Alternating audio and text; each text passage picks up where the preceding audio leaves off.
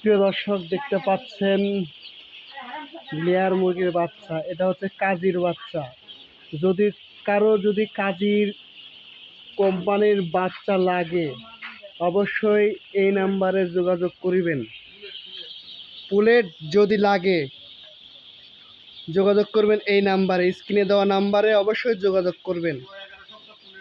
11 সপ্তাহের পুলেট আছে, যদি কারো লাগে এই স্ক্রিনে দেওয়া নাম্বারটিতে অবশ্যই যোগাযোগ করিবেন।